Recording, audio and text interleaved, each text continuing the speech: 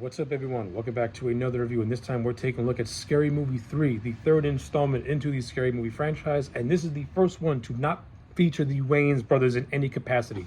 Instead, we get David Zucker, who is a pretty much someone who did a lot of parodies back in the 80s, most notably Airplane, and Airplane 2, I believe. So he's somebody who's got some stock in terms of making parody movies. Now, how did he handle this? How the Scary Movie franchise? Yeah, his sensibilities does not mesh with what the Wayans brothers did before this. Like, you can see the radical departure in terms of style and creativity when you watch Scary Movie 3. What made the first two movies work were that they were spoofs, and they felt like spoofs. They felt like movies that were self-aware and knew what they were doing. Scary Movie 3 feels like a movie that's trying to actually feel like a movie, kind of similar to Airplane, like in which is trying to tell a coherent story and have characters with character arcs and stuff like that. That, to me, is not what this Scary Movie franchise is about. They're just about making fun of the tropes of horror movies, and not about telling stories. And that, to me, is where Scary Movie 3 falls apart. Now, is that to say that everything in Scary Movie 3 is bad? No, it's not. It does have some good things in it. For example, David Zucker added the additions of Charlie Sheen and Leslie Nielsen. You can't go wrong with Charlie Sheen and Leslie Nielsen, especially if Charlie Sheen's character is basically a parody of the Mel Gibson character from Signs. And I thought Charlie Sheen was hilarious in this movie. And he was a good parody of Mel Gibson. So yeah, I got nothing against that. I like that a lot. And Charlie Sheen actually has my favorite line where he actually criticizes the aliens when they invade Earth, in which he says they mastered space travel, but they can't get through a wooden door because wooden door is an alien weakness. I think if you watch the movie Signs, they actually say that they're vulnerable to wood or something like that, which is completely weird. It's either wood, water, or both. I can't remember. I haven't seen Signs, and I don't want to see Signs. I have no interest in that movie.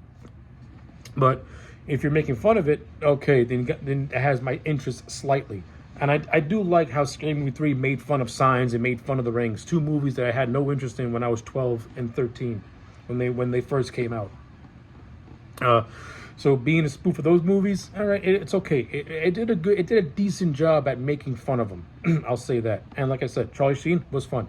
Leslie Nielsen as the president of the United States. Listen, you can't go wrong with Leslie Nielsen. And in the last half of the movie, when he actually comes in as a character, I think it's absolutely hilarious. I actually like the little trio that the movie had with Leslie Nielsen, D.L. Hughley, and Ja Rule. Where D.L. Hughley is basically playing the vice president to Leslie Nielsen's character, and Ja Rule is like a secret serviceman.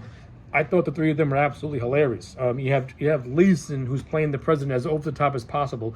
You have D.L. Hughley, who is more or less the straight man who can't believe what this guy is doing, and you have Ja Rule, and you have Ja Rule's character, who's completely dedicated to the president. You know, I thought the three of them worked really well with one another. And if I were to give this movie an extra 10 minutes, I would have that 10 minutes devoted solely to that trio, because they're actually the best part. They're actually the best part of this movie, to be honest with you.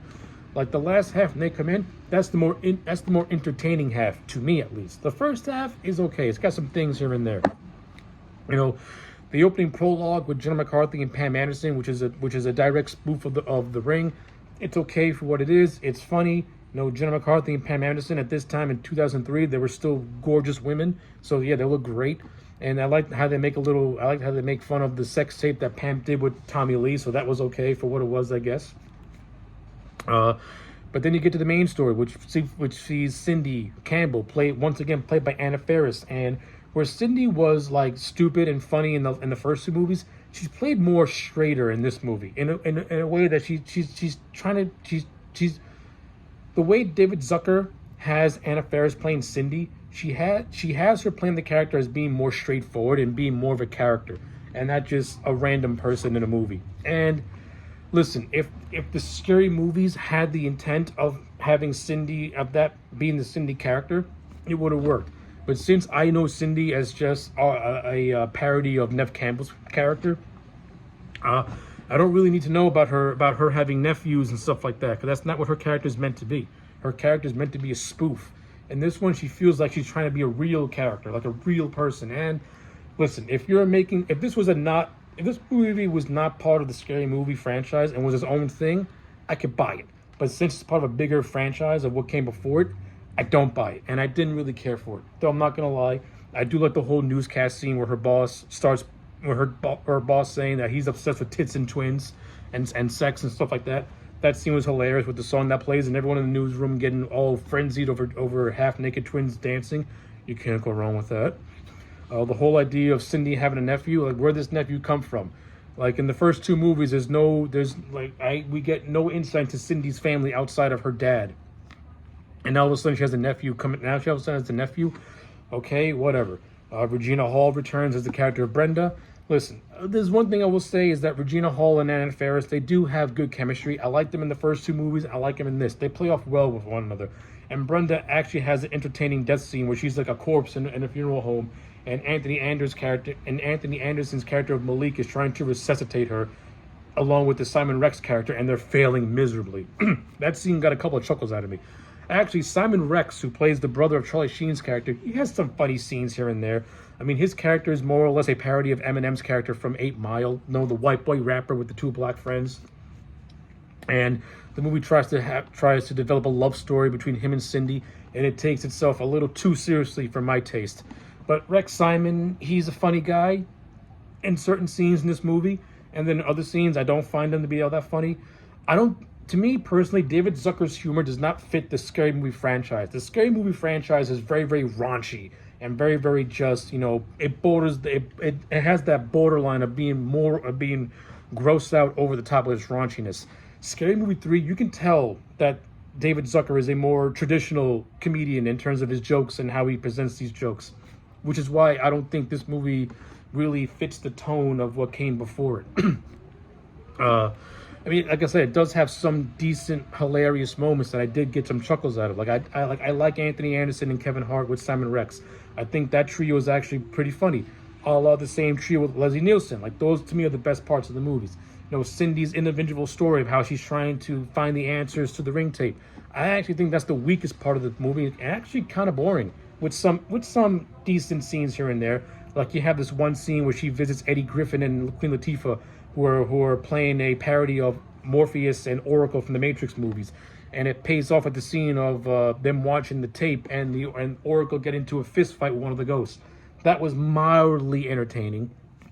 Honestly, truthfully, Eddie Griffin was the funny part of that. Was the funniest part of that scene where he's trying to say, "Hey, baby, no, we need a lawsuit." That was pretty funny. You have George Carlin, who plays the architect, who was a parody of Matrix Reloaded.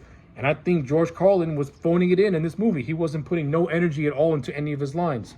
And then again, when you hear the lines that he was saying, it was like a 14-year-old wrote it. I think David Zucker was trying to mimic the writing of the first two movies, but at the same time, he was also trying to sanitize it to a more broader audience. This movie's biggest mistake is that the Wayans Brothers did not come back, and it was rated PG-13. And you can tell that handicapped this movie greatly, because the humor to me, it feels too dated. Like it doesn't feel raunchy. Like the whole idea of scary movies was that the humor was raunchy. Like it made fun of these horror movies in a very raunchy way. Scary Movie 3 tries to take it to the decade of Airplane, in which it's a movie first that just happened and everything around is all ridiculous. To me, that doesn't really work for the Scary Movie franchise, which is a shame because I think if the Wayans Brothers would have returned for the third movie, it would have been something totally different and more in line with what came before. But for what we get, it's a decent movie with some funny bits here and there. It's not all the way bad. I'll say this: production-wise, it's well made. From a directorial standpoint, David Zucker, he did a decent job. He didn't make a bad movie in terms of a visual standpoint. But in terms of the writing and in terms of how the comedy is, it just feels very dated by 2003 standard. And that's really my biggest takeaway with Scary Movie 3 is that it has funny moments here and there, but it tries to deviate too much from what came before to the point where it just feels like something totally different. And why I feel this movie should have not have had the label Scary Movie slapped onto it. It should have been its own. It should have been its own thing, with no returning characters at all from what came before. Like almost in a way, make it like a. I don't want to say make it a spin-off, but make it something like where you're using actors from a Scary Movie, but they're totally different. But they're playing totally different people who are not related to what came before. And that's basically what this movie should have been, but it wasn't. So yeah, with all that being said, I'm going to give Scary Movie 3 a solid 5 out of 10. It's not horrible, but when you compare it to what came before it, it's different, but sometimes different doesn't always mean it's going to be good. And you can tell that it sorely misses the creativity of the Wayans Brothers. So yeah, 5 out of 10 for Scary Movie 3. Let me know your thoughts in the comment sections down below. Like the video and subscribe, and I'll check you back next time for more.